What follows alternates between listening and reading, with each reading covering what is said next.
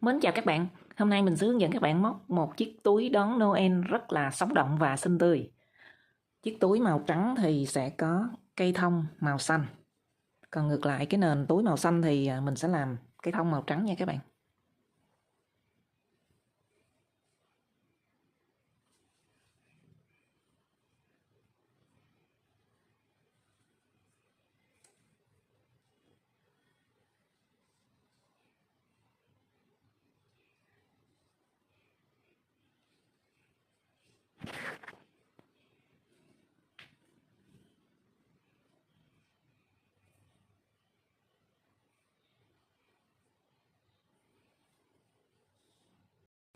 Để móc chiếc túi này thì trước tiên các bạn chuẩn bị một cuộn sợi macrame 2mm để mình móc cái phần thân túi đó các bạn.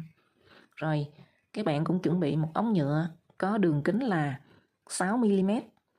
Cái ống nhựa này các bạn chuẩn bị 1m để chúng ta làm phần quai, để cái quai cho nó đứng lên cho nó đẹp á. Rồi các bạn chuẩn bị những sợi dệt như thế này. Ví dụ các bạn chọn cái thông màu xanh thì chúng ta sẽ đi sợi dệt màu xanh, hoặc là sợi dệt kim tuyến này cũng được nha các bạn. Phần này là sợi dệt kim tuyến, nhưng các bạn đi sợi dệt trơn cũng được. Rồi màu trắng, màu đỏ, màu nâu và màu hồng da.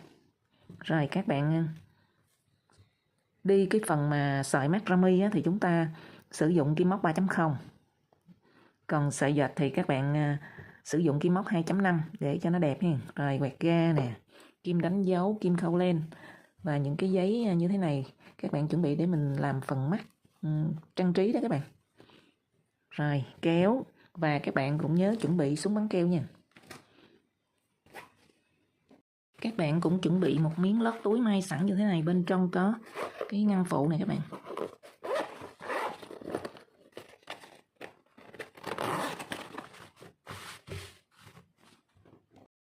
Mình tiến hành thao tác nha các bạn.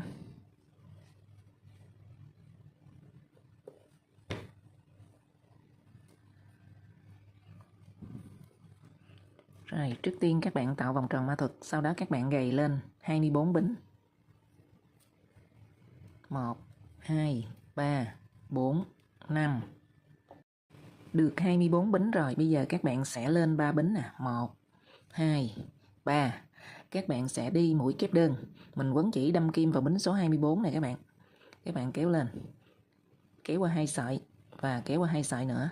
Các bạn sẽ đi 6 mũi kép đơn chung chân vào cái mũi số 24 này. Nhưng bây giờ các bạn đi một mũi rồi, và mình tính thêm một mũi ở phần các bạn lên 3 bính là một mũi ha. Mình đi một mũi là 2 rồi.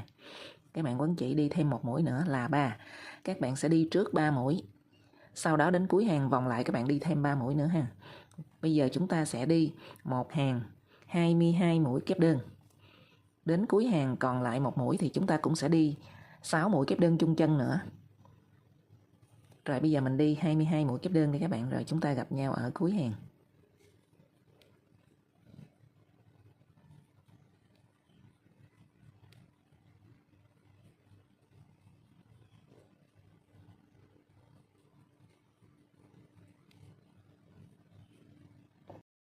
Rồi khi các bạn đi 22 mũi kép đơn, tiếp tục các bạn sẽ đi vào mũi cuối cùng này 6 mũi kép đơn chung chân. 1 nè, 2 nè, 2 mũi kép đơn rồi các bạn. 3 mũi kép đơn nè. Các bạn đi 3 mũi xong các bạn vắt cái sợi này qua một bên.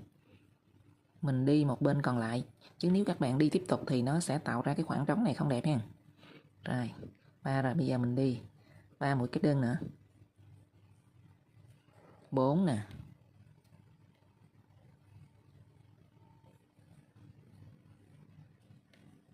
5. 6. Rồi, các bạn đi như vậy thì ở cái lỗ này mình không có thấy rõ, nó sẽ đẹp hơn ha. Rồi bây giờ các bạn đi ngược lại 22 mũi kép đơn một hàng, đối xứng với hàng chúng ta vừa đi.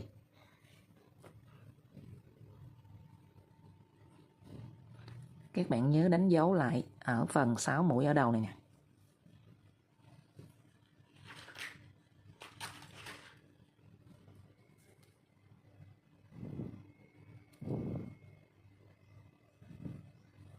1 này, 2, 3, 4, 5, 6 rồi các bạn đánh dấu ở vị trí đây.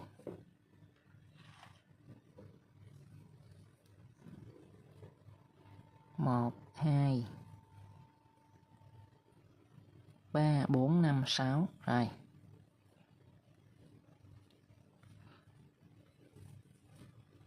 Rồi chúng ta thao tác đến cuối hàng, mình sẽ đi thêm 3 mũi chung chân vào cái mũi chúng ta xuất phát này các bạn. Ở mũi chúng ta xuất phát thì chỉ mới có 3 mũi thôi. Cuối hàng chúng ta đi thêm 3 mũi nữa thành 6 mũi ở hai đầu. Mỗi một đầu sẽ có 6 mũi kép đơn chung chân. Rồi đến cuối hàng các bạn sẽ đi 3 mũi kép đơn chung chân vào cái mũi mà chúng ta xuất phát hồi nãy là đầu hàng 3 mũi rồi. Bây giờ mình đi 3 mũi nữa là 6 mũi. Rồi các bạn sẽ kết hàng. Các bạn kết hàng do mình tính 3 mũi bính lên là 1 mũi kép đơn thì các bạn sẽ đâm kim ở cái bính số 3. Các bạn trượt qua. Và ở phần đầu này các bạn cũng sẽ đánh dấu 1, 2, 3 nè. 1, 2, 3.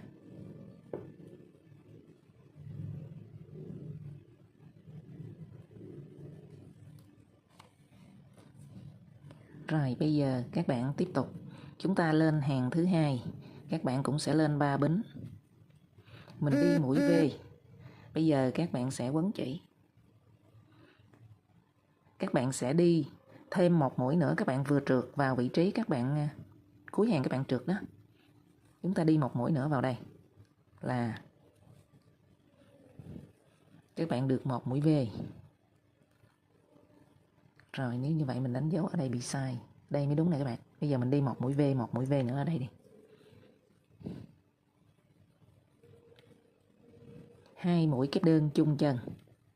Rồi tiếp tục. Các bạn đi mũi V tiếp theo. Rồi chúng ta dùng kim đánh dấu ở mũi cuối nè. Sau khi các bạn đi mũi V thì mũi thứ hai các bạn đánh dấu. Rồi các bạn sẽ đi 22 mũi kép đơn. Và đến ở vị trí 6 mũi chung chân này các bạn cũng đi mũi V.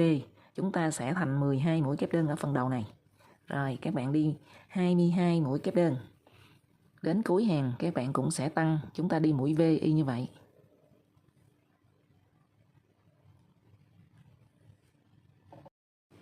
Đến cuối vòng 2 thì các bạn cũng kết vòng bằng một mũi trượt. Các bạn đâm kim qua bính số 3. Lúc đầu hàng các bạn lên 3 bính đó. Bây giờ mình kết hàng các bạn đâm kim vào bính số 3. Kéo chỉ trượt qua. Rồi bây giờ các bạn lên vòng 3. Trước tiên các bạn lên 3 bính. Thì các bạn tính là 1x rồi. Mũi tiếp theo là các bạn đi mũi V. Do vòng 3 này ở phần đầu này các bạn sẽ đi 1x 1V. Có nghĩa là sau khi đi vòng 3 xong thì các bạn sẽ có 18 mũi kép đơn ở phần đầu này. Bây giờ mình đi là 1x. Bây giờ mũi V là 2 mũi kép đơn chung chân. Tiếp tục 1x nữa. Rồi mũi V 2 mũi kép đơn chung chân. Tiếp tục mũi X. Ngay vị trí kim đánh dấu là các bạn đi mũi V 2 mũi kép đơn chung chân.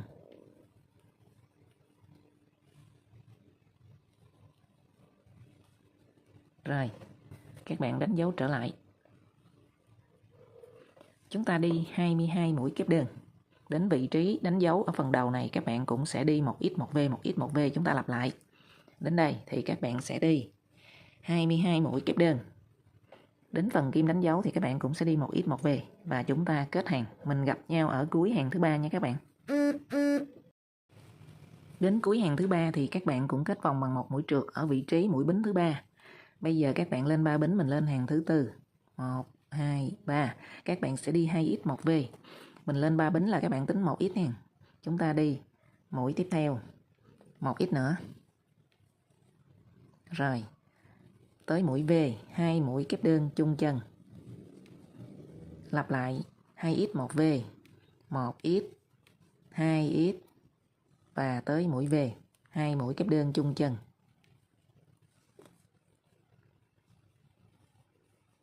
Tiếp tục các bạn lặp lại 2x 1V 1x nè.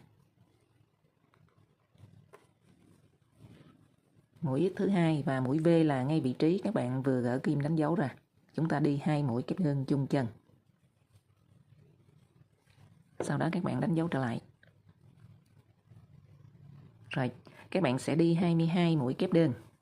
Đến phần kim đánh dấu, các bạn đi 2x1V tiếp tục ở cái cụm này là 2x1V. Sau đó các bạn đi 22 mũi kép đơn và phần đến kim đánh dấu khoảng cuối này thì các bạn cũng đi 2x1V và mình kết vòng hàng thứ tư. Chúng ta gặp nhau ở hàng thứ tư này ha. Rồi sau khi các bạn đi vòng thứ tư vòng thứ tư xong thì các bạn không tăng gì nữa hết, chúng ta sẽ đi thong thả nè.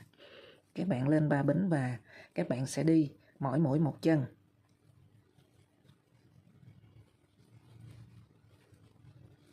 Bắt đầu hàng thứ 5 là các bạn không tăng nữa ha. Bắt đầu từ hàng thứ 5 thì các bạn không tăng và chúng ta lên thêm 22 hàng nữa. Như vậy tổng số hàng của phần túi này là các bạn có 26 hàng ha. Trong đó 22 hàng không tăng tính từ hàng thứ 5. Rồi bây giờ đến hàng cuối cùng là hàng số 26 trên tổng số cái số hàng của cái túi này các bạn. Mình tính luôn cái phần 4 hàng ở vòng chân đế á.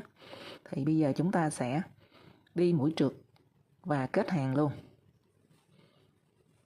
Rồi sau khi các bạn kết hàng ở vòng số 26 nè. Bây giờ chúng ta đi một hàng mũi trượt nha các bạn. Là mình đã xong phần túi, mình sẽ chuyển sang phần quai.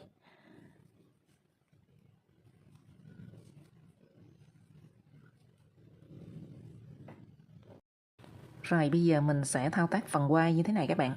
Mình sẽ làm 2 quai. Ở đây mình làm trước một quai rồi và quai còn lại sẽ hướng dẫn các bạn làm ha. Chúng ta làm 2 quai hai bên túi. Rồi, mỗi một quai như vậy các bạn sẽ làm có độ dài khoảng 50 cm. Rồi chúng ta thao tác nha các bạn. Các bạn chừa ra một đoạn như thế này để chúng ta kết vào phần túi luôn nha. Rồi các bạn tạo vòng tròn ma thuật nè.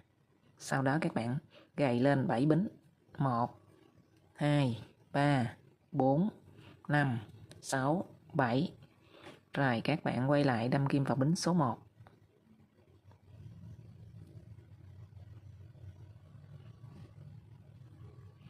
Các bạn kéo chỉ lên và mình đi mũi đơn luôn á các bạn.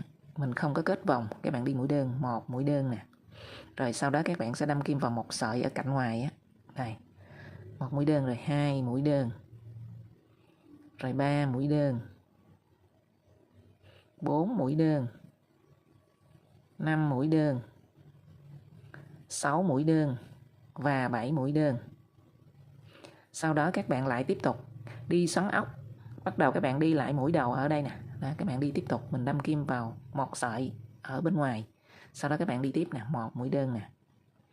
2 mũi đơn. 3 mũi đơn. 4 mũi đơn. 5 mũi đơn. 6 mũi đơn. 7 mũi đơn. Rồi chúng ta lại tiếp tục. Các bạn đi xoắn ốc. Các bạn nhớ đi đừng có bỏ mũi nào ha. Khi các bạn bỏ một mũi thì cái phần quai nó xấu lắm. Nó bị một đầu to một đầu nhỏ. Rồi bây giờ các bạn tiếp tục đi như vậy xoắn ốc. Các bạn đi độ dài là 50 cm nha.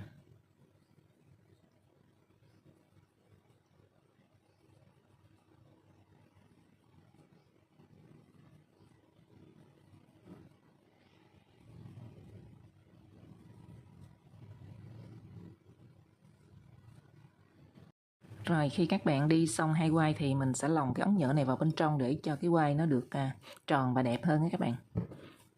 Trước khi các bạn lồng cái ống nhựa này thì các bạn dùng một cái cây các bạn thông trước. Rồi mình mới cho cái ống nhựa đi vào cho nó dễ. Các bạn làm như thế này. Rồi bắt đầu mình để ống nhựa vào nè.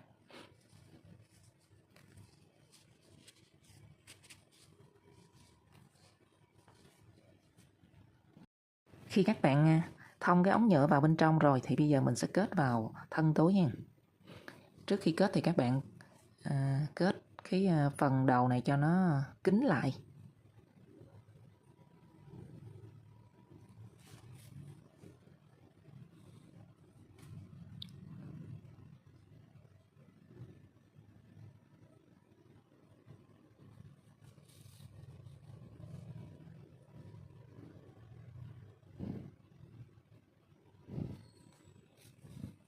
Rồi các bạn sẽ vuốt thẳng ra cho nó đẹp.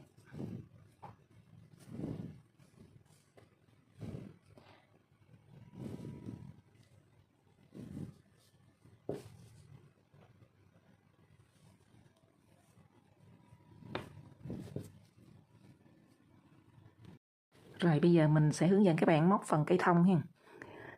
Đây là cây thông màu xanh bằng sợi dệt kim tuyến, các bạn sẽ trang trí lên thân túi màu trắng. Còn bây giờ mình hướng dẫn các bạn làm phần sợi dệt trơn màu trắng, mình sẽ trang trí lên cái thân túi màu xanh. Rồi bây giờ chúng ta thao tác nha các bạn. Trước tiên thì các bạn tạo vòng tròn ma thuật, sau đó các bạn gầy lên 25 bính. 1, 2, 3, 4, 5. Đã được 25 bính rồi nè các bạn. Bây giờ chúng ta lên 3 bính nữa. 1, 2, 3. Sau đó các bạn quấn chỉ đâm kim vào bính số 25 nè. Các bạn đi một mũi kép đơn. Rồi, bây giờ các bạn quấn chỉ. Mình bỏ một bính kế đó. Mình đâm kim vào chân bính tiếp theo. Là các bạn sẽ đi mũi V, 2 mũi kép đơn chung chân. Một mũi nè. Rồi thêm một mũi nữa các bạn cũng đi chung chân vào đây. Là mình đi mũi V đó các bạn. Rồi các bạn quấn chỉ nè. Sau khi đi mũi V rồi thì các bạn sẽ bỏ một chân mũi và đâm kim vào chân mũi tiếp theo. Các bạn đi 2 mũi kép đơn liên tục, một mũi rồi. Mỗi mũi một chân ha. Khi các bạn đi mũi V là các bạn tạo để chúng ta làm một cái giống như cái vảy như thế này nè các bạn. Đó. Thì hàng đầu tiên các bạn sẽ đi 5 mũi V. Khoảng cách giữa những mũi V là 2 mũi kép đơn, mỗi mũi một chân ha. Rồi, mình tạo được một mũi V đây rồi nè các bạn. Sau đó đi 2 mũi kép đơn. Bây giờ các bạn tiếp tục tạo mũi V nữa. Trước khi đi mũi V thì các bạn nhớ là bỏ một chân mũi nha, đâm kim vào chân mũi tiếp theo. Đi mũi V nữa. Sau khi đi mũi V thì các bạn sẽ đi 2 mũi kép đơn liên tục, mỗi mũi một chân. Và các bạn nhớ khi đi mũi V rồi mình cũng bỏ một chân mũi, đâm kim vào chân mũi tiếp theo. Mình đi một mũi đơn thứ hai. Rồi bây giờ các bạn đi mũi V thì chúng ta cũng bỏ một chân mũi, đi chân mũi tiếp theo. Là mình được 3 mũi V rồi nè các bạn. 1 nè, 2 nè, 3. Tiếp tục các bạn sẽ bỏ một chân mũi, đi 2 mũi kép đơn liên tục, mỗi mũi một chân. Một mũi nè, 2 mũi. Rồi chúng ta lại đi mũi V. Mình bỏ một chân mũi. Rồi các bạn vừa được 4 mũi V rồi. Bây giờ chúng ta đi 2 mũi kép đơn liên tục nữa, rồi mình sẽ tạo một mũi V nữa.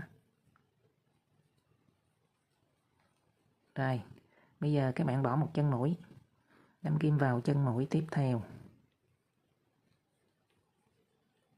Đi 2 mũi kép đơn liên tục. Rồi các bạn quấn chỉ nè. Các bạn còn lại 2 chân mũi thì mình bỏ một chân mũi, đâm kim vào chân mũi tiếp theo.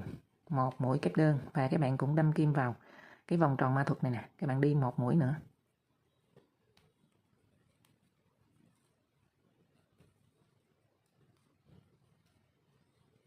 Rồi. Ở hai bên bìa trái và bìa phải thì các bạn đều có 2 mũi kép đơn ha. Phần đầu tiên chúng ta lên 3 bính là xem như một mũi kép đơn nè, mình đi một mũi nữa. Rồi cuối hàng các bạn cũng có 2 mũi kép đơn. Và ở giữa là các bạn có 5 mũi V. Bây giờ chúng ta quay lại, các bạn sẽ đi cái phần vảy ha. Các bạn không lên một bính mà chúng ta đâm kim vào cái chân mũi thứ hai, chân mũi kép đơn thứ hai nè, các bạn đi một mũi trượt. Rồi, bây giờ mình sẽ tạo cái phần vảy nè các bạn. Ở mũi V đầu tiên nè, các bạn sẽ đi, các bạn đâm kim vào cái thân của mũi kép đơn mà mình tạo mũi V nè. Đây nè. Đó, các bạn lòn vào như thế này. Các bạn sẽ đi 4 mũi đơn, 1 mũi đơn nè, 2 mũi đơn, 3 mũi đơn, 4 mũi đơn.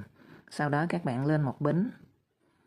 Rồi đâm kim qua 2 sợi của mũi đơn cuối cùng nè. Kéo chỉ trượt qua luôn. Rồi bây giờ các bạn xoay lại. Cái mũi V mà các bạn đi một bên rồi, còn một bên thì chúng ta cũng đi 4 mũi đơn nữa. 1 mũi đơn, 2 mũi đơn, 3 mũi đơn, 4 mũi đơn. Rồi, sau khi các bạn đi hai bên, mỗi bên như thế này là 4 mũi đơn. Rồi, các bạn sẽ trượt vào chân mũi kép đơn thứ hai. Đây, mũi này các bạn bỏ ha, chúng ta không có trượt vào mà các bạn trượt vào chân mũi kép đơn thứ hai. Các bạn kéo chỉ trượt lên luôn. Rồi mình lại đi cái vảy thứ hai. Đây là mũi V này các bạn.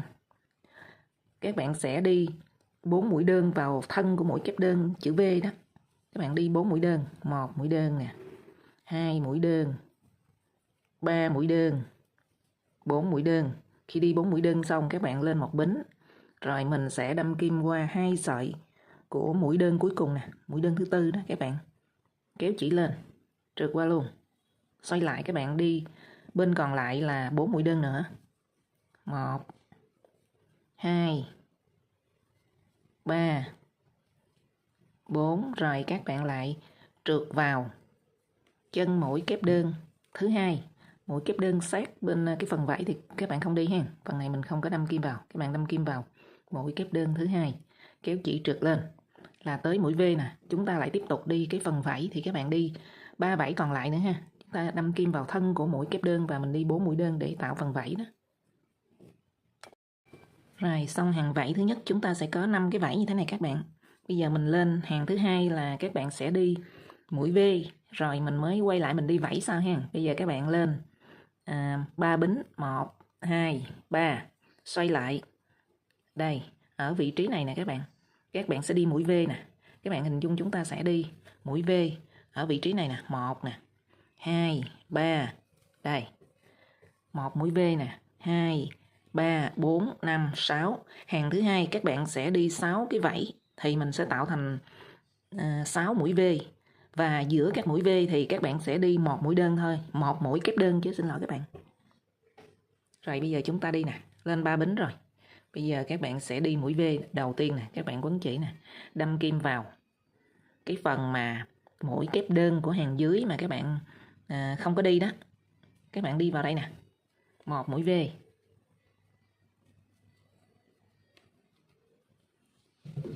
Rồi, sau đó các bạn quấn chỉ nè, đâm kim vào ở giữa cái phần vảy nè, các bạn đi một mũi kép đơn. Rồi, tiếp tục. Rồi các bạn lại đi mũi V, các bạn đi vào trên đầu của mũi kép đơn mà mũi sau á, các bạn đi 2 mũi liên tục, mỗi mũi một chân nè, ở hàng dưới đó thì chúng ta sẽ đi mũi V vào đây.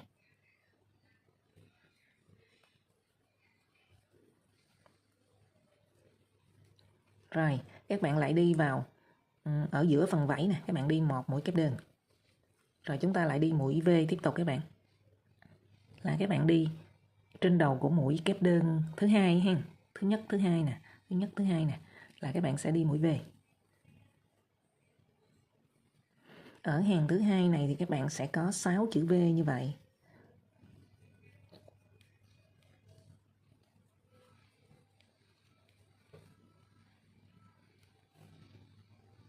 Cuối hàng thì các bạn cũng đi một mũi kép đơn nè. Và chúng ta có 6 chữ V các bạn, một chữ V nè, 2 nè, 3 nè, 4, 5, 6.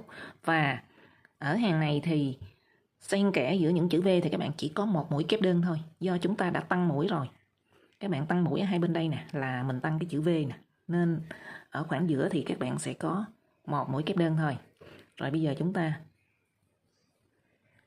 xoay lại, các bạn lên một bính, xoay lại các bạn sẽ trượt vào chân mũi đầu tiên, một mũi trượt. Và mình sẽ đi 6 vảy, chúng ta đi y như hàng vảy ở dưới này các bạn. Mình đi 4 mũi đơn vào thân của mũi kép đơn chữ V đó. Rồi 4 mũi đơn. Sau đó lên một bính và mình đâm kim qua hai sợi của mũi đơn cuối cùng, kéo chỉ trượt lên luôn. Xoay lại, mình lại đi 4 mũi đơn nữa của thân mũi kép đơn còn lại của mình tạo cái chữ V đó. Rồi, ở đây thì chỉ có một mũi đơn thì các bạn đâm kim vào chân của mũi đơn này. Mũi kép đơn chứ, nói nhầm các bạn. Có một mũi kép đơn thì các bạn đâm kim vào ngay chân đó luôn. Rồi chúng ta lại tạo một vảy mới. Tương tự như vậy thì các bạn đi đến cuối hàng chúng ta sẽ có 6 vảy ha. Đến cuối hàng thì các bạn có 6 vảy nè, 1 2 3 4 5 6. Rồi chúng ta quay lại, mình lên hàng thứ 3 để đi chữ V các bạn. Thì hàng thứ 3 này, trước tiên thì các bạn quay lại, mình trượt vào cái chân mũi ở cái phần mà các bạn đi một bên vảy đó, các bạn trượt vào đây. Rồi chúng ta lên 3 bính và các bạn đi thêm một mũi kép đơn nữa vào phần giữa của cái phần vảy hàng thứ 2 nè. Đây. Rồi mình mới tạo chữ V nè các bạn quấn chỉ nè, đâm kim vào cái chân mũi kép đơn nè, trên đầu nó đó. Các bạn tạo chữ V.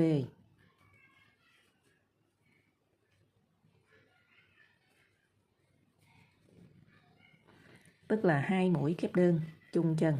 Rồi.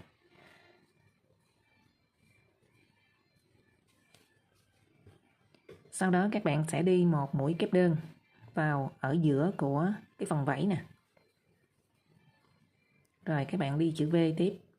Cái mũi kép đơn của hàng dưới nè, mình đi trên đầu của nó đó, là các bạn sẽ đi mũi V, 2 mũi kép đơn chung chân. Rồi, đi giữa cái phần vảy các bạn đi một mũi kép đơn. Rồi mình lại tạo chữ V tiếp. 2 mũi kép đơn chung chân.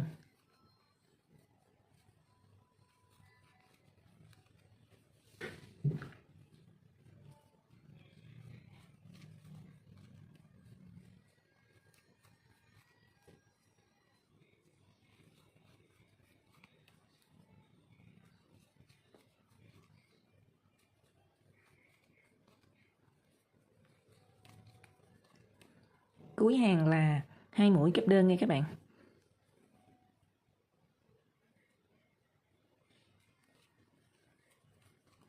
Rồi mình xoay lại, các bạn đi phần vảy nè, các bạn sẽ trượt vào chân mũi kép đơn thứ 2. Rồi chúng ta đi phần vảy nè, ở hàng thứ 3 các bạn đi 5 vảy. Mình cũng đi mỗi một bên thân của mũi kép đơn chữ V đó, các bạn đi 4 mũi đơn. 4 mũi đơn xong các bạn lên một bính và các bạn đâm kim qua 2 sợi, trượt để tạo cái mũi nhọn. Rồi chúng ta lại đi 4 mũi đơn vào phần thân của mũi kép đơn chữ V.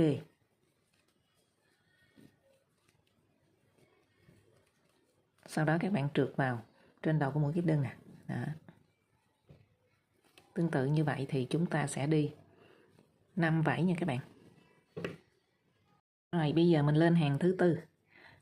Các bạn cũng xoay lại hen, chúng ta đi một mũi trượt. Các bạn đi mũi trượt vào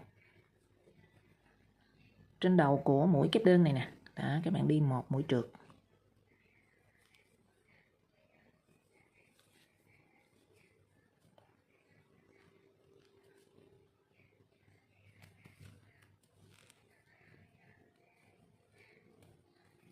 Sau đó các bạn lên 3 bính và các bạn đi vào ở giữa cái vảy một mũi kép đơn nữa. Rồi chúng ta lại tạo cái chữ V các bạn. Cái mũi kép đơn mà mình đi xen kẽ giữa đó, bây giờ mình đi chữ V. Thì ở hàng thứ 4 này các bạn sẽ đi 4 vảy, thì mình tạo 4 cái chữ V như vậy. Khi tạo chữ V xong thì các bạn đi một mũi kép đơn vào phần giữa cái vảy nè. Và chúng ta lại tạo chữ V nữa.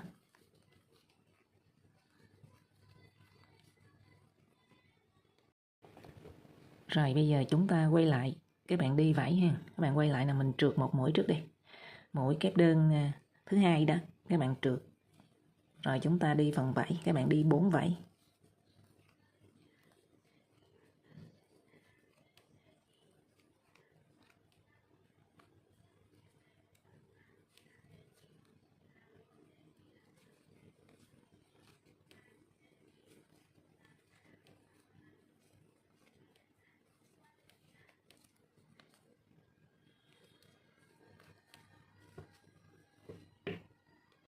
Rồi lên hàng thứ 5 thì các bạn cũng sẽ đi 4 vảy giống như vậy. Thì chúng ta không có còn đi xen kẽ ngay giữa phần vảy mà mình đi giống như hàng thứ 4 luôn.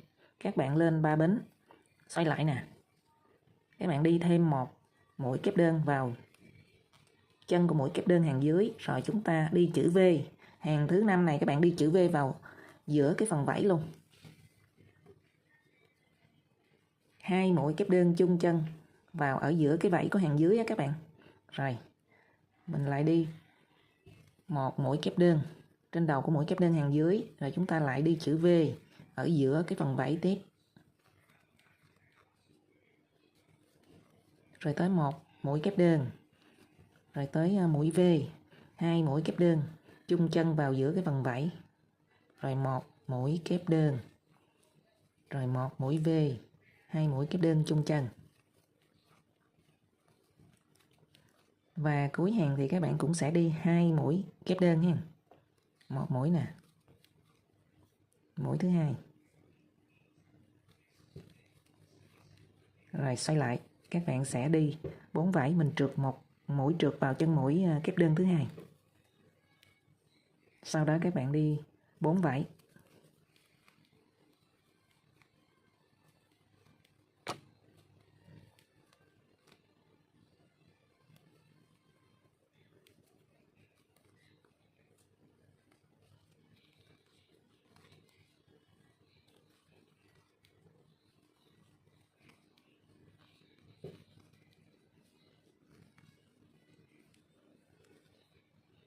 Rồi lên hàng thứ 6 và hàng thứ 7 các bạn đều đi 3 vảy. Thì bây giờ xoay lại nè, các bạn sẽ đi một mũi trượt. Một mũi trượt ở ngay vị trí là chân mũi kép đơn ở hàng dưới ha. Các bạn trượt, sau đó mình lên 3 bính. Các bạn đi vào ở giữa cái vảy á, các bạn đi một mũi kép đơn. Rồi chúng ta lại đi mũi V nè, các bạn đi 3 mũi V. Trên đầu của mũi kép đơn hàng dưới nè, các bạn đi một mũi, rồi thêm một mũi chung chân nữa là tạo thành chữ V. Tiếp tục các bạn đi vào giữa cái vảy một mũi kép đơn. Rồi bây giờ mình đi mũi V là các bạn tạo hai chữ V rồi, chúng ta đi được 2 vảy rồi đó. Giờ các bạn đi vào giữa cái vảy dưới một mũi kép đơn. Rồi bây giờ các bạn sẽ đi 2 mũi kép đơn chung chân vào đầu của mũi kép đơn hàng dưới, rồi chúng ta lại đi cuối hàng là 2 mũi kép đơn, một mũi ở giữa vảy và một mũi mũi kép đơn tiếp theo đó. Còn ở mũi cuối này các bạn bỏ, mình không có đi. Rồi xoay lại nè, đi một mũi trượt vào mũi kép đơn thứ hai, rồi chúng ta đi 3 vảy. Rồi chúng ta được 6 hàng rồi, 2, 4, 6. Rồi các bạn lên hàng thứ 7 thì các bạn cũng đi 3 vảy. Hàng thứ 7 cũng giống hệt hàng thứ 5 các bạn, là mình đi vào ở giữa cái vảy này mũi V. Trước tiên thì các bạn lên 3 bính nè, xoay lại mình đi thêm một mũi kép đơn nữa vào trên đầu của mũi kép đơn này nè, một mũi kép đơn nữa, rồi mình mới đi chữ V là 2 mũi kép đơn chung chân vào ở giữa cái vảy này nè.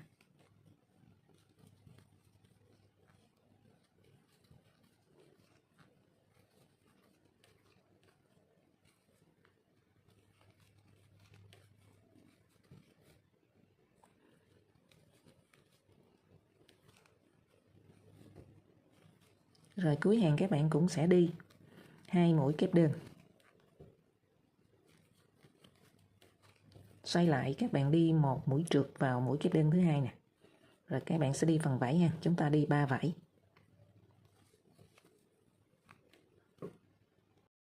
Rồi bây giờ mình lên hàng thứ 8 các bạn. Các bạn quay lại ha, các bạn đi một mũi trượt.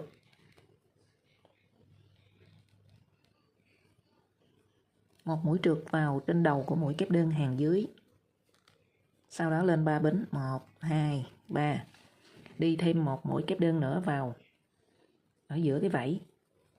Rồi sau đó các bạn sẽ đi mũi V vào trên đầu của mũi kép đơn nè.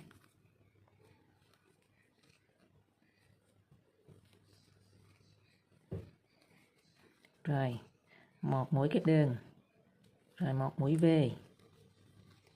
và cuối cùng là các bạn sẽ đi 2 mũi kép đơn nữa, một mũi vào giữa vảy và một mũi trên đầu của mũi kép đơn tiếp theo phần vảy, và cái mũi cuối mình bỏ nè, cái chân mũi cuối mình bỏ. Xoay lại các bạn đi một mũi trượt và mình sẽ đi 2 vảy.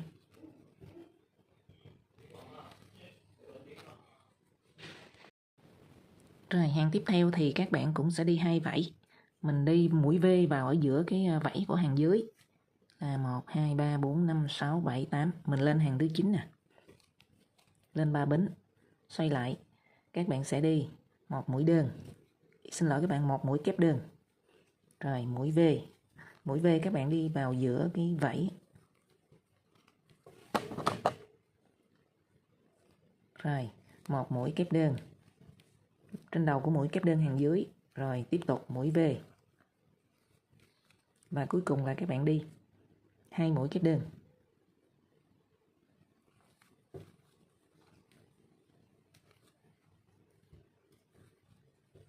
Rồi xoay lại các bạn đi 2 chữ V này, các bạn đi 2 vảy ha. Mình trượt vào chân mũi thứ hai, mũi kép đơn thứ hai, rồi chúng ta lại đi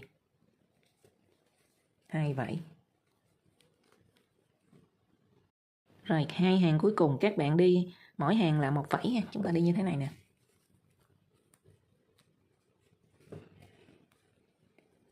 Các bạn xoay lại, các bạn sẽ đi một mũi trượt trước đi. Mũi trượt trên đầu của mũi kép đơn hàng dưới, rồi sau đó lên 3 bính. Rồi lúc này các bạn đi một mũi kép đơn vào ở giữa vảy, rồi sau đó mình mới đi mũi V. Trên đầu của mũi kép đơn hàng dưới nè, các bạn đi mũi V nè.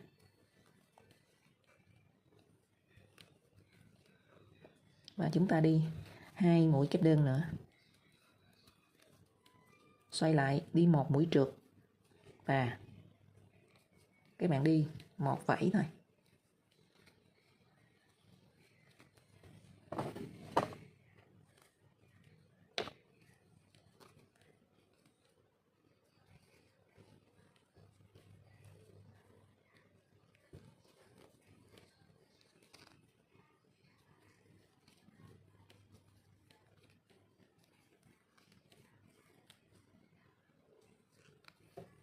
Rồi các bạn lên 3 bính. Các bạn đi một mũi kép đơn. Rồi mình đi giữa vảy này là mũi V.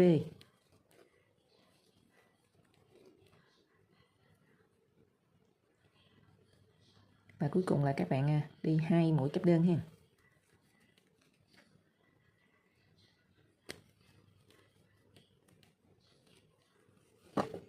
Xoay lại các bạn đi một mũi trượt, rồi chúng ta sẽ đi một vảy nữa nghe các bạn. Rồi sau khi các bạn đi hàng cuối cùng, hàng số 11, bây giờ mình sẽ xoay lại, các bạn đi một mũi trượt nè. Rồi các bạn lên 3 bính. Mình đi vào ở giữa vảy nè các bạn, một mũi kép đơn. Mà các bạn đi chờ đó chứ chúng ta không có kéo qua. Tại vì ở phần đỉnh này các bạn sẽ đi 4 mũi kép đơn chùm đầu. Rồi các bạn quấn chỉ đi một mũi kép đơn nữa. Chờ các bạn quấn chỉ đi mũi kép đơn cuối cùng.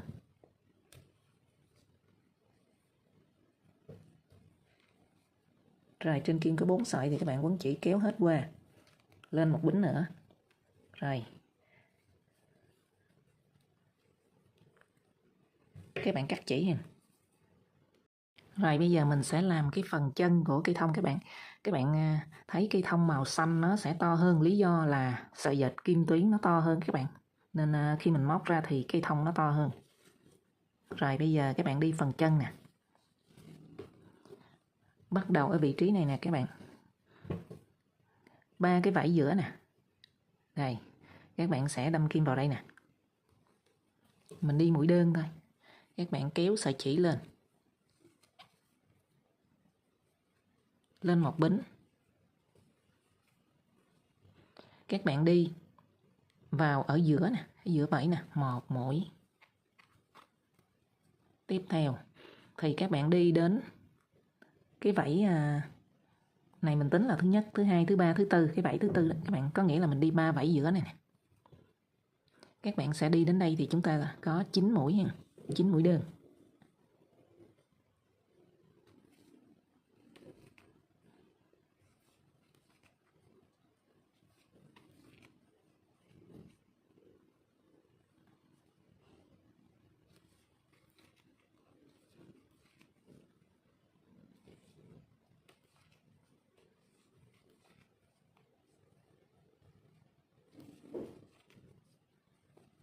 1, 2, 3, 4, 5, 6, 7, 8, 9.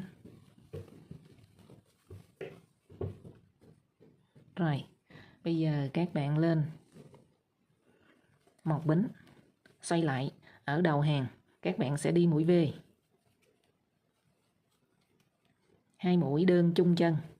Và ở giữa thì các bạn sẽ đi mỗi mũi một chân. Cuối hàng các bạn cũng sẽ đi mũi V.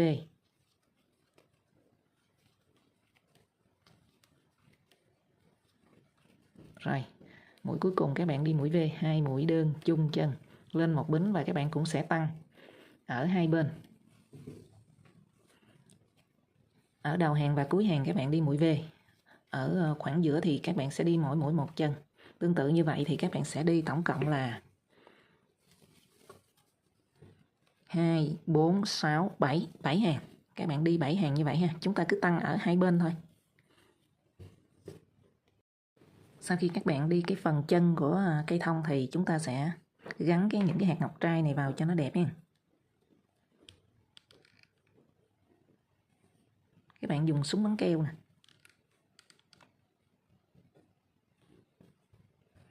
Cái này phần này mình trang trí tùy thích nha các bạn.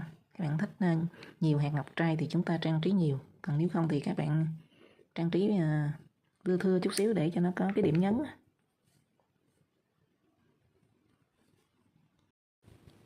Cây thông sau khi chúng ta đã hoàn thiện thì chúng ta để qua một bên. Bây giờ mình sẽ đi cái phần ông già Noel này các bạn. Mình chỉ đi phần đầu thôi. Ở phần này thì các bạn sẽ đi 3 màu. Đó là màu đỏ, màu trắng và màu hồng da. Mình cũng đi bằng sợi dệt luôn các bạn.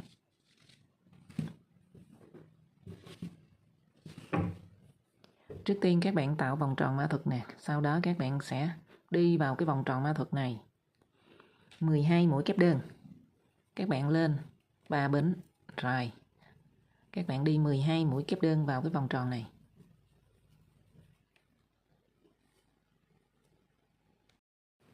Rồi các bạn đi được 12 mũi kép đơn vào cái vòng tròn mã thuật rồi các bạn nắm cái đầu chỉ rút thật mạnh ha. Và mình kết vòng. Kết vòng là các bạn nối cái sợi chỉ màu trắng vào luôn. Các bạn đâm kim qua và kéo cái sợi chỉ màu trắng qua.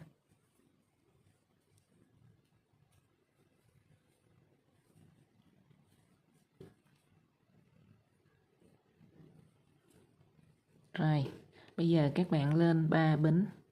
Mình đi một mũi kép đơn nữa chung chân vào vị trí các bạn vừa kéo lên. Là ở vòng 2 này các bạn sẽ đi mũi V. Toàn bộ là các bạn đi mũi V hết nha. 2 mũi kép đơn chung chân.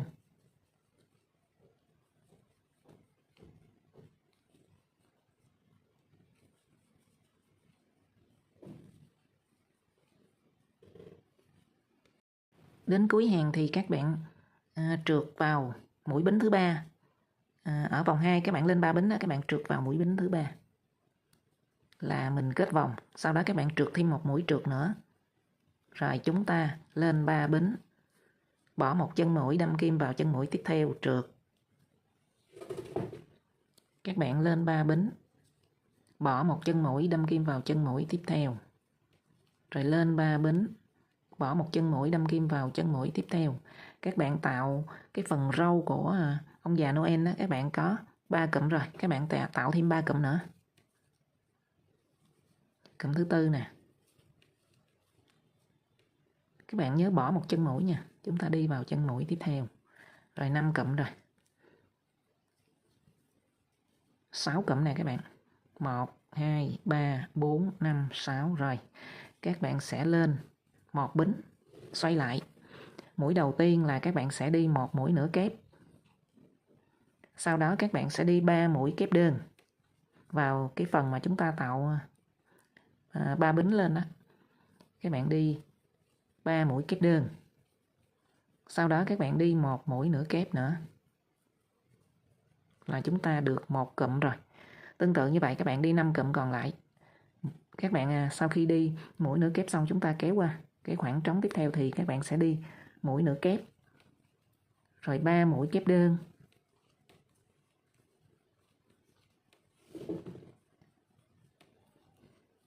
Và cuối cùng là mũi nửa kép.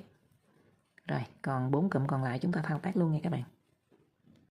Rồi các bạn đi được 6 cụm rồi. Bây giờ lên một bính. Các bạn xoay lại nè. các bạn sẽ trượt vào. Ở đây là cái cụm cuối cùng ha. Các bạn bỏ một chân mũi thì bây giờ mình sẽ lên một bính rồi các bạn trượt vào chân mũi này nè. Một mũi trượt. Sau đó các bạn lên 3 bính. Rồi đến cái cụm thứ hai nè. Thì các bạn sẽ trượt vào cái mũi mà các bạn bỏ đó. Trượt vào. Rồi lên 3 bính nữa.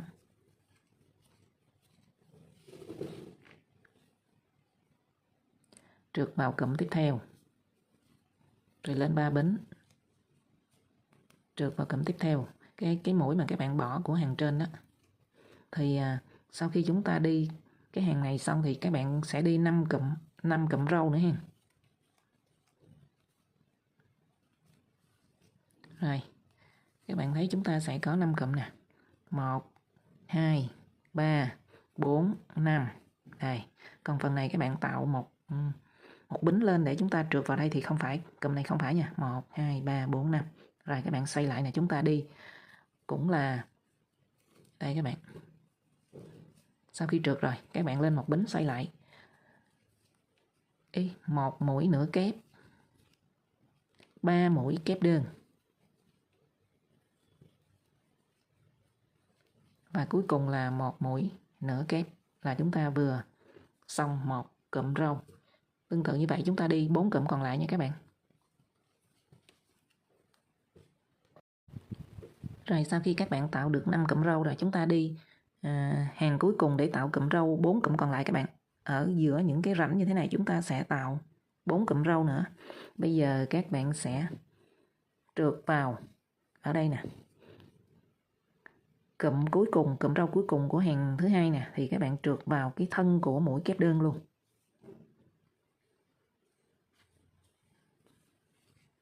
Rồi, các bạn lên 3 bính. Tiếp tục trượt vào thân của mũi kép đơn nữa. Các bạn bỏ một mũi này, các bạn đâm kim vào đây. Rồi lên 3 bính. Bỏ mũi này, bỏ mũi kép đơn tiếp theo, trượt vào chân mũi cái thân của mũi kép đơn tiếp theo. Rồi, mình được 2 cụm rồi, còn 2 cụm nữa các bạn. Lên 3 bính.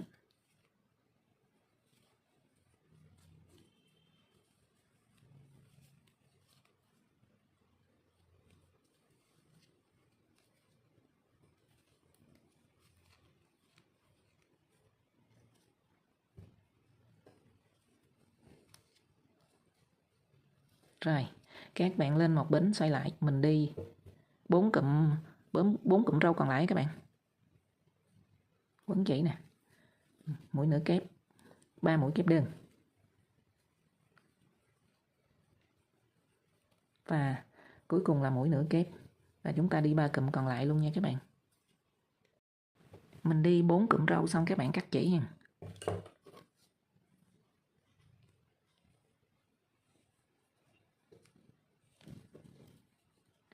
Các bạn giấu sợi chỉ luôn.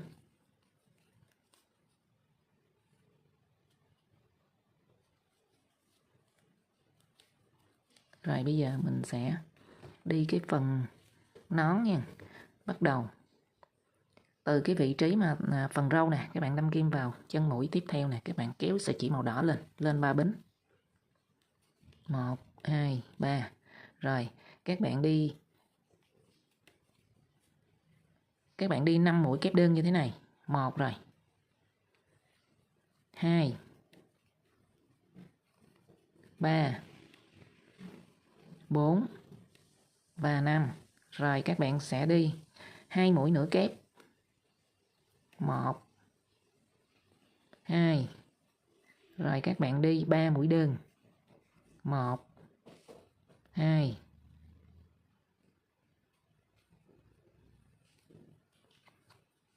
3. Đi 3 mũi đơn rồi các bạn sẽ đi cuối cùng là một mũi trượt. Rồi, các bạn lên một bính ha, xoay lại nè. Ở chân mũi trượt này các bạn bỏ nha. Chúng ta sẽ đi là 1 mũi đơn, 2 mũi đơn, 3 mũi đơn, 4 mũi đơn và 5 mũi đơn. Sau đó các bạn sẽ đi là 3 mũi nửa kép, 1 mũi nửa kép, 2 mũi nửa kép, 3 mũi nửa kép và cuối cùng là 2 mũi kép đơn.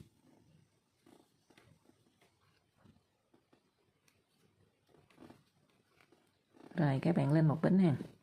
Ở hàng này thì các bạn bắt đầu là chúng ta đi mũi đơn, 1 mũi đơn, 2 mũi đơn, 3 mũi đơn, 4 mũi đơn, 5 mũi đơn. Và còn lại là các bạn đi mũi trượt, 1 mũi trượt, 2 mũi trượt, 3 mũi trượt, 4 mũi trượt, 5 mũi trượt. Rồi sau khi đi 5 mũi trượt thì các bạn sẽ đi như thế này, chúng ta lên 6 bính. 1, 2, 3, 4, 5, 6. Rồi các bạn xoay lại nè. Các bạn đi 1 mũi đơn. Các bạn đi 1 mũi đơn vào bính số 5 đó. Rồi. Tiếp tục các bạn đi mũi đơn thứ 2. Rồi tới 2 mũi nửa kép. 1 mũi nửa kép. Mũi nửa kép thứ 2. Và cuối cùng là 1 mũi kép đơn. Rồi các bạn sẽ trượt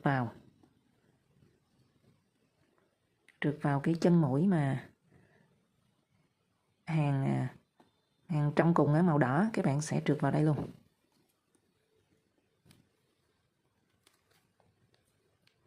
Rồi các bạn cắt chỉ, mình giấu sợi chỉ luôn. Rồi bây giờ các bạn tạo cái cục tròn tròn như thế này để mình gắn ở cái phần nón nha. Các bạn sẽ quấn lại nhiều vòng.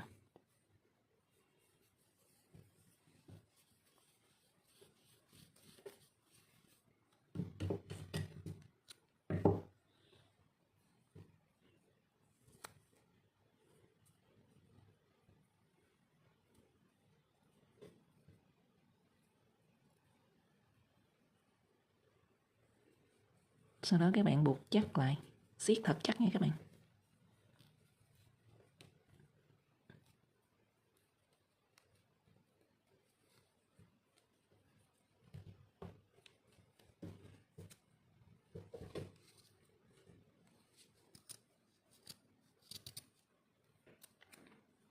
Các bạn cắt hai bên.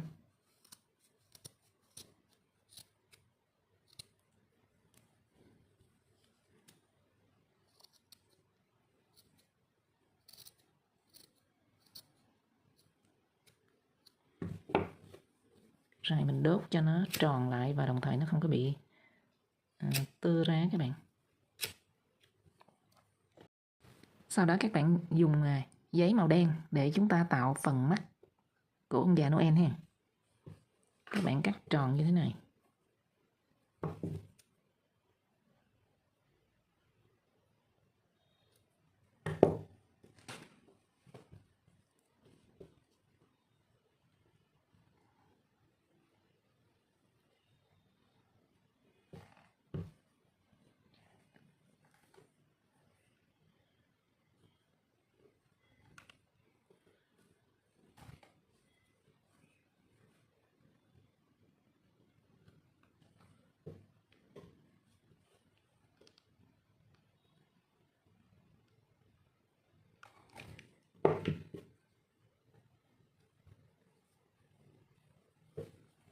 Rồi, xong rồi các bạn. Bây giờ mình sẽ đi tới cái phần người tuyết nha. Đây. Rồi, chúng ta bắt đầu thao tác người tuyết này nha các bạn. Các bạn dùng sợi dệt màu trắng nè. Mình tạo vòng tròn ma thuật, sau đó các bạn gầy lên 4 bính, 1, 2, 3, 4. Rồi sau đó các bạn lên một bính nữa. Đâm kim vào bính số 4, các bạn sẽ đi 2 mũi đơn chung chân. Rồi, sau đó các bạn đi tiếp tục 2 mũi đơn mỗi mũi một chân. Và mũi cuối cùng này các bạn sẽ đi 4 mũi đơn chung chân. 1 mũi nè, 2 mũi. Rồi các bạn vắt cái đầu sợi chỉ qua. Mình đi 2 mũi nữa. 1, 2. Rồi các bạn đi 2 mũi đơn ở giữa này, mỗi mũi một chân. Và cuối hàng thì các bạn đi thêm 2 mũi nữa. là thành ở hai đầu này các bạn sẽ có 4 mũi chung chân. Rồi sau đó chúng ta kết vòng. Các bạn lên một bính, rồi chúng ta lại đi mũi V, 2 mũi đơn chung chân. Ở phần đầu này nè các bạn là 4 mũi, để mình dùng kim đánh dấu, mình đánh dấu lại ha.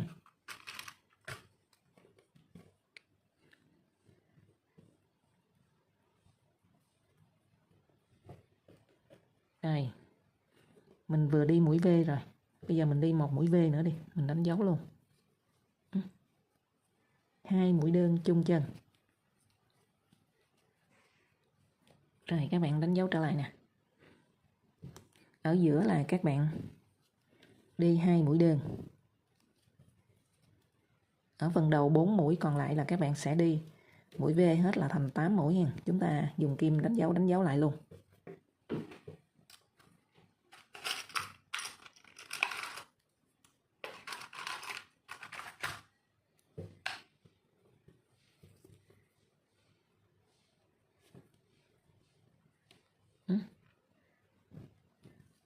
Một mũi V rồi, mũi V thứ 2, mũi V thứ 3,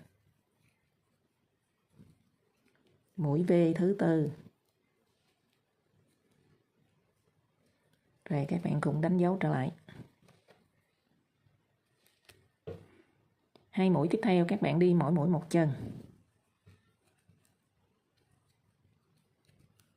Rồi tới phần đánh dấu này các bạn lại đi 2 mũi V, 2 mũi đơn chung chân đó các bạn.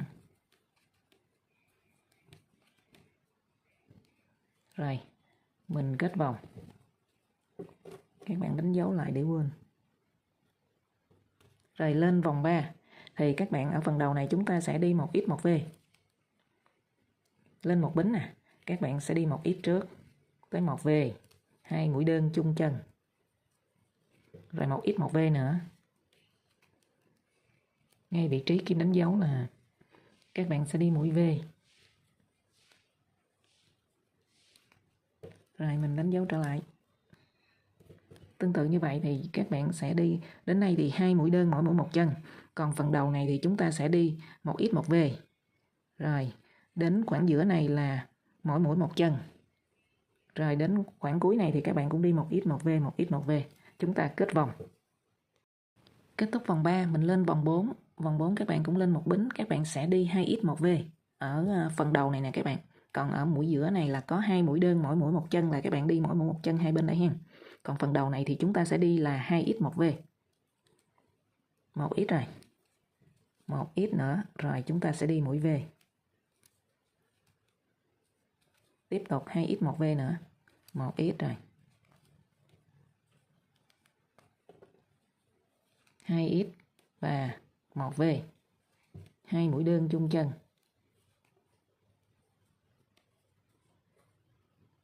Tương tự như vậy, chúng ta đi đến cuối vòng nha các bạn. Rồi chúng ta vừa xong vòng 4, bây giờ lên vòng 5 thì các bạn đi như thế này. Sau khi kết vòng, các bạn trượt thêm một mũi trượt nữa. Rồi. Các bạn lên một bính. Ở vòng 5 này các bạn không tăng, có bao nhiêu mũi thì các bạn đi bấy nhiêu. Nhưng các bạn vẫn duy trì cái kim đánh dấu nha, để những vòng sau chúng ta cũng tăng. Các bạn đi đến gần cuối hàng thì mình cũng chừa lại. Có nghĩa là các bạn đi làm sao mà khoảng này các bạn còn 3 mũi nè, 1, 2, 3. Đó. Đến đây các bạn mới kết vòng nè thì các bạn bỏ nha. Mình không có đi. Bây giờ các bạn xoay lại thì chúng ta đi như thế này. Ở khoảng này thì các bạn sẽ tăng một mũi. Các bạn sẽ đi một mũi V. Mình ước chừng ở khoảng giữa này thì các bạn sẽ đi một mũi V ha. Và 2 mũi đơn này các bạn đi mỗi mũi một chân. Còn cái khoảng đầu này thì nó còn trọn vẹn thì các bạn sẽ đi 3 ít một V. Rồi chúng ta quay lại như thế này các bạn. Đi mặt trái. Bây giờ các bạn lên một bính. Rồi các bạn đi một mũi đơn nè. Mũi đơn thứ 2 nè. Rồi các bạn đi mũi V nè. Ở khoảng này thì nó khuyết cái phần này rồi thì chúng ta tăng một mũi thôi các bạn. Mình đi một mũi V thôi. Còn lại thì các bạn sẽ đi mỗi mũi một chân hết. gỡ kim đánh dấu ra. Các bạn đánh dấu trở lại, rồi chúng ta đi 2 mũi đơn nè. Rồi phần ở dưới này thì chúng ta sẽ đi là 3x 1v. 1x, 2x,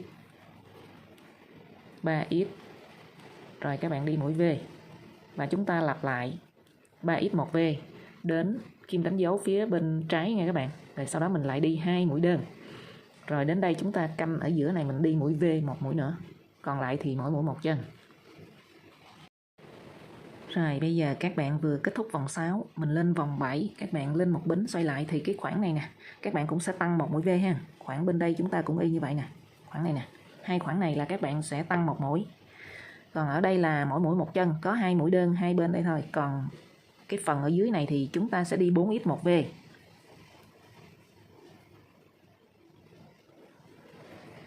Đây các bạn sẽ đi 1, 2, 3. Các bạn đi 3 mũi đi rồi chúng ta tăng nè. Đi mũi V. Rồi các bạn đi đến đây, gỡ kim đánh dấu ra thì đi thêm 2 mũi. Và khoảng này thì mình đi là 4x 1v nha. Các bạn lặp lại 4x 1v. Bây giờ mình lên vòng thứ 8. Các bạn ở vòng thứ 8 thì chúng ta đi mỗi mũi một chân, không tăng. Các bạn xoay lại nè.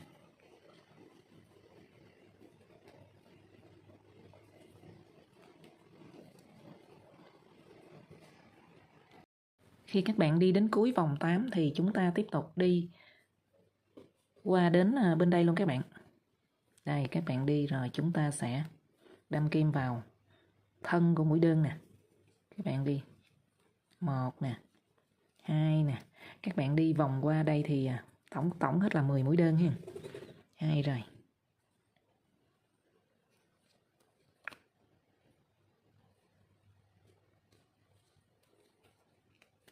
3, 4, 5, 6, 7, 8, 9 và mũi đơn cuối cùng các bạn đi vào đây nè. 10. Rồi các bạn cắt chỉ nha.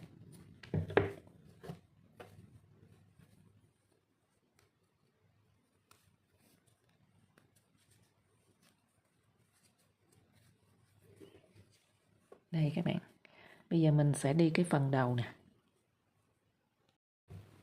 Các bạn tạo vòng tròn ma thuật nè. Sau đó chúng ta sẽ đi 6 mũi đơn vào cái vòng tròn này.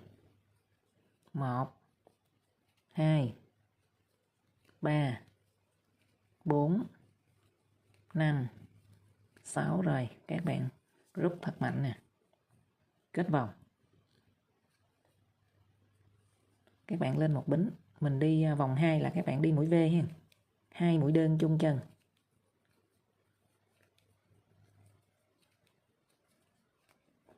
Ở vòng 2 các bạn đi xong chúng ta sẽ có 12 mũi đơn.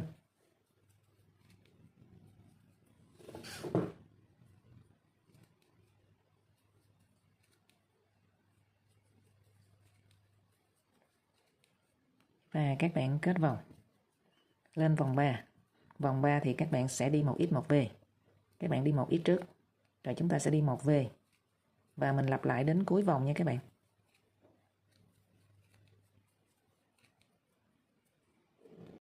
Rồi lên vòng 4 các bạn sẽ đi 2x 1v. 1x, 2x và mũi V. Chúng ta lặp lại đến cuối vòng nha các bạn.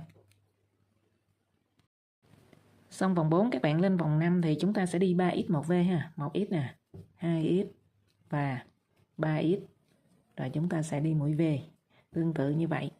Các bạn đi đến cuối vòng, chúng ta cắt chỉ luôn. Rồi bây giờ chúng ta sẽ đi cái phần nón nha các bạn.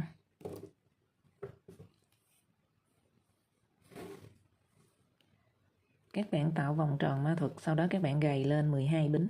1, 2, 3, 4, 5, 6, 7, 8, 9, 10, 11, 12. Lên một bính các bạn xoay lại, các bạn đi một hàng 12 mũi đơn.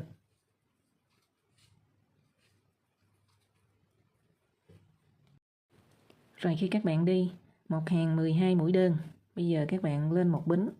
Ở hai đầu này các bạn sẽ đi mũi giảm, mũi chữ A đó, các bạn đâm kim, kéo chỉ lên chờ, đâm kim, kéo chỉ lên chờ. Trên kim có 3 sợi, các bạn quấn chỉ kéo hết qua. Rồi, còn ở bên trong các bạn sẽ đi 8 mũi đơn.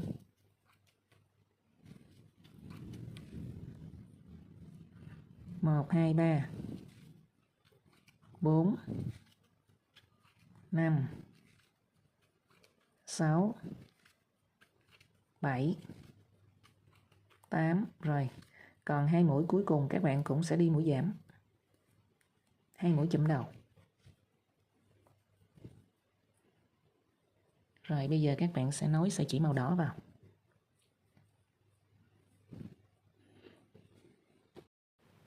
Các bạn sẽ đi 8 mũi đơn màu đỏ, các bạn bỏ ở hai đầu này. Còn lại chúng ta sẽ đi nè. Các bạn kéo sợi chỉ màu đỏ lên.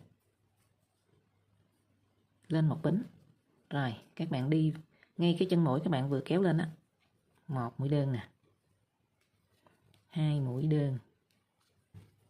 3, 4, 5, 6,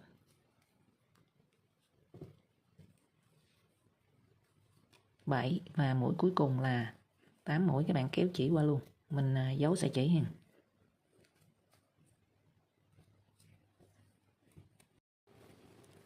Các bạn đi thêm 2 hàng màu vàng nữa, mỗi một hàng là 8 mũi đơn và hàng cuối cùng này mình giảm mũi. Ở hai đầu thì các bạn sẽ còn 6 mũi hen.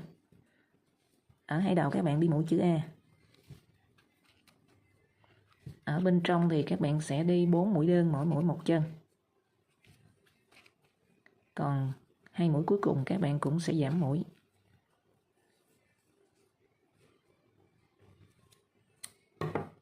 Các bạn cắt chỉ và giấu sợi chỉ luôn.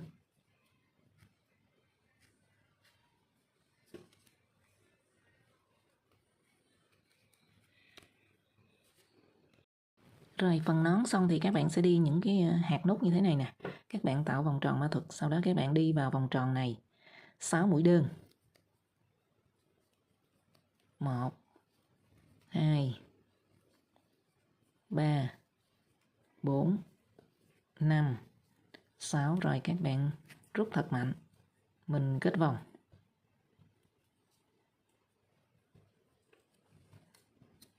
Các bạn cắt chỉ luôn nha. Rồi các bạn sẽ dùng cái sợi chỉ màu đen nè, mình rút lại. Sau đó mình đốt ở phần đầu.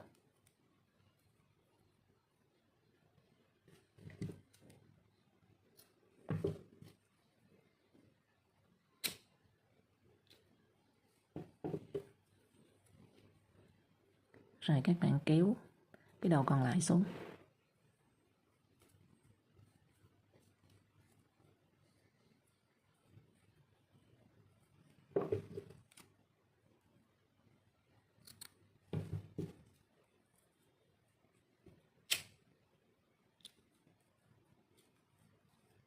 Rồi các bạn làm 3 hạt nút như vậy nha.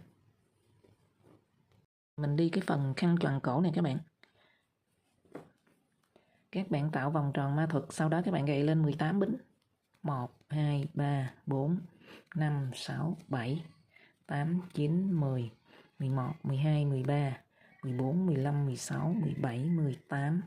Rồi, bây giờ các bạn xoay lại, các bạn sẽ đi 1 mũi đơn, 2 mũi đơn, 3 mũi đơn. Rồi các bạn sẽ đi mũi chữ A, 2 mũi chụm đầu. Rồi sau đó các bạn lại đi 1 mũi đơn. Rồi đi 2 mũi chụm đầu.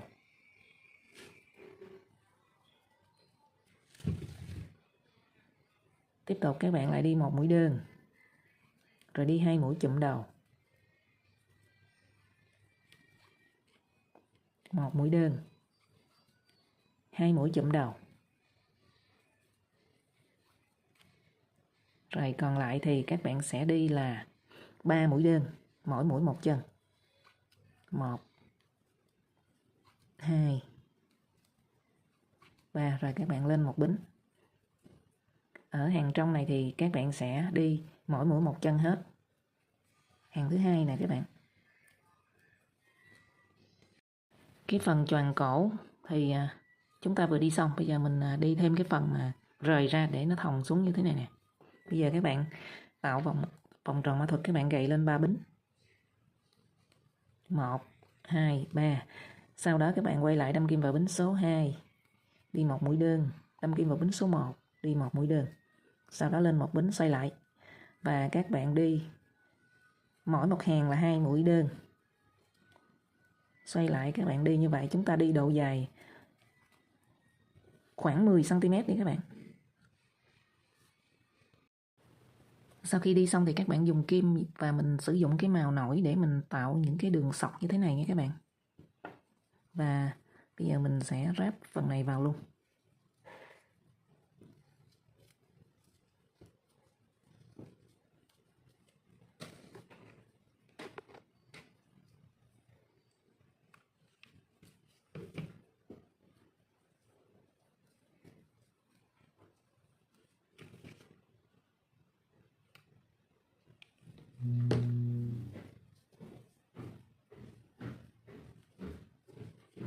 Rồi, còn phần này thì các bạn sẽ dùng chỉ màu trắng, mình cũng kết lại luôn.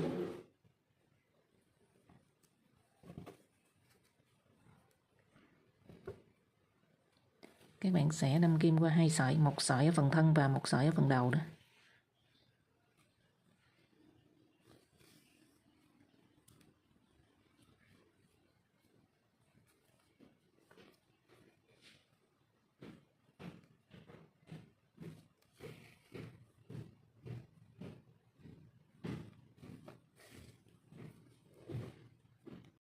Rồi bây giờ các bạn khâu xong cái phần thân và phần đầu, chúng ta ráp vào luôn.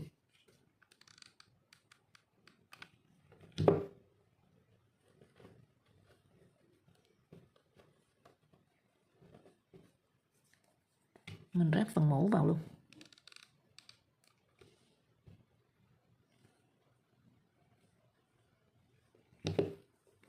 Ba cái hạt nút này các bạn cũng ráp vào luôn.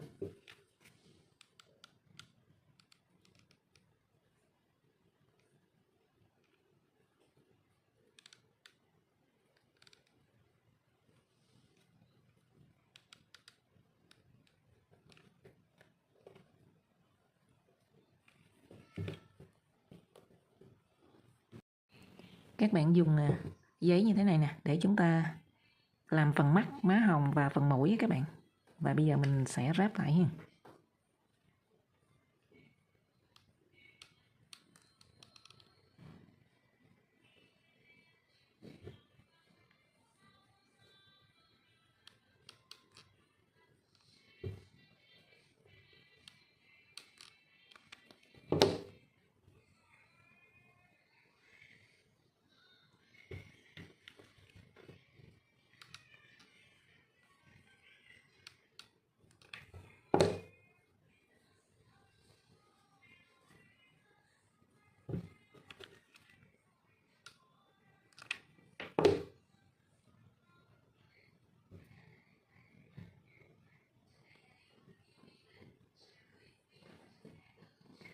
Rồi, sau đó mình sẽ đi cái phần tay nữa nha các bạn. Bây giờ mình sẽ đi cái tay của người tuyết đó các bạn. Chúng ta đi như thế này. Các bạn tạo vòng tròn ma thuật, sau đó các bạn đi vào vòng tròn này 6 mũi đơn, lên một bính sau này các bạn đi 1, 2, 3, 4, 5, 6. Rồi các bạn sẽ rút thật mạnh cái sợi chỉ này. Sau đó các bạn sẽ đâm kim qua mũi đầu tiên. Các bạn kéo chỉ lên và mình đi một mũi đơn đầu tiên. Thì các bạn sẽ đi xoắn ốc ha. Các bạn đánh dấu vào vị trí này. Một mũi rồi. Các bạn đi mũi thứ hai, mũi thứ ba, thứ tư, mũi thứ năm và mũi thứ 6. Rồi, các bạn sẽ gỡ kim đánh dấu ra. Mình đi xoắn ốc. Các bạn mũi thứ 7 nữa các bạn. Rồi ngay vị trí mình đánh dấu các bạn lên tiếp. Các bạn đi 4 hàng, sau đó mình sẽ giảm mũi. Mình đang ở hàng thứ 3.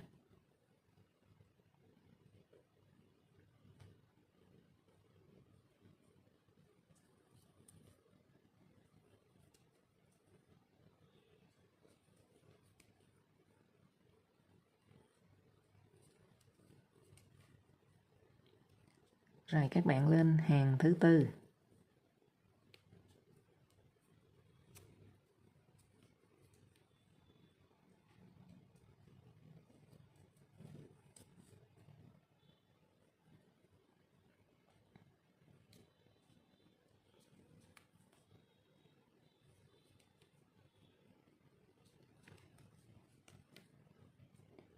Ở giữa hàng thứ 4 thì bắt đầu các bạn sẽ giảm mũi nè.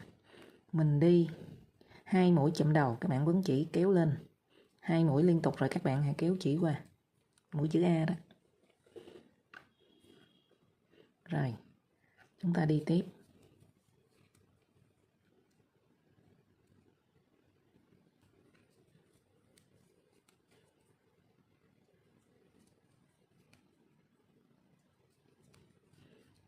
Rồi các bạn 1, 2, 3, 4 đến cuối hàng thứ 5 rồi, mình qua hàng thứ 6 thì các bạn tiếp tục giảm mũi nữa. Các bạn sẽ quấn chỉ kéo lên 2 lần, các bạn hãy kéo chỉ qua, mình đi mũi chữ A. Rồi.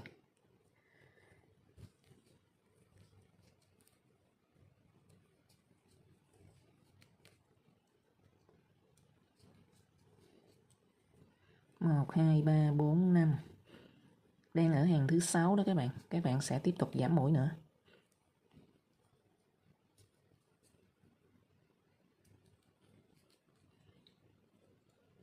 Rồi, các bạn sẽ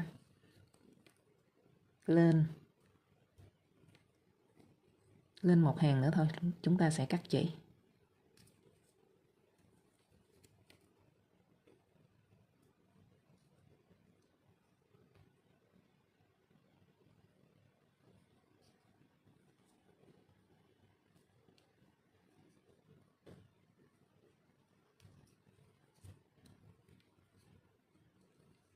Rồi, các bạn cắt chỉ.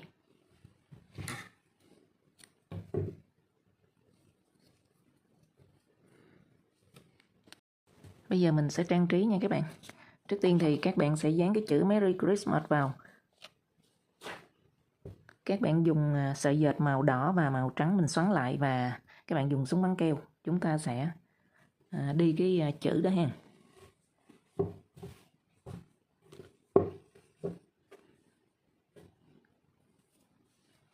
Đây các bạn, mình dùng 2 sợi màu đỏ và màu trắng.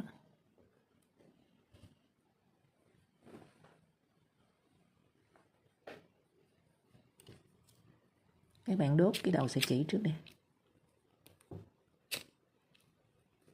Rồi, mình sẽ xoắn lại. Các bạn xoắn như thế này nè. Các bạn hình dung cái chữ thì mình sẽ để giống như thế này. Các bạn xoắn lại. Bắt đầu từ đây, các bạn đi vòng thành chữ M.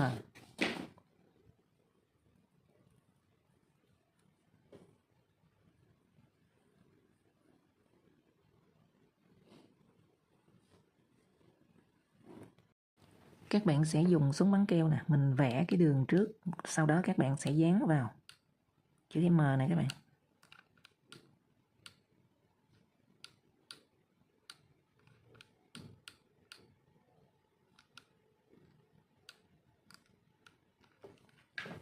Rồi mình dán lại, mình để cái sợi chỉ lên cái đường keo mình vừa vẽ đó các bạn.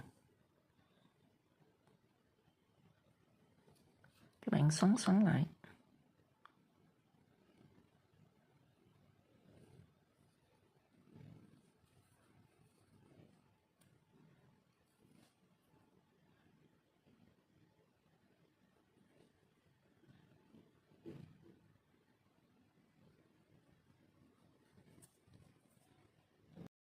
Rồi sau khi các bạn đi phần chữ xong, chúng ta sẽ trang trí vào ha.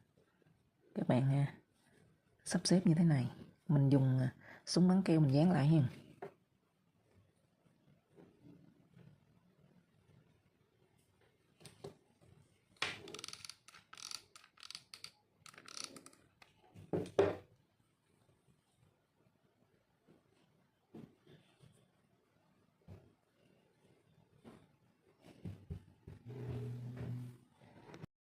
Sau khi trang trí xong hết rồi thì các bạn sẽ lồng cái lót túi và mình may ở miệng túi này là được rồi nha các bạn. Mình dùng kim và cước khâu, các bạn kết xung quanh miệng túi này.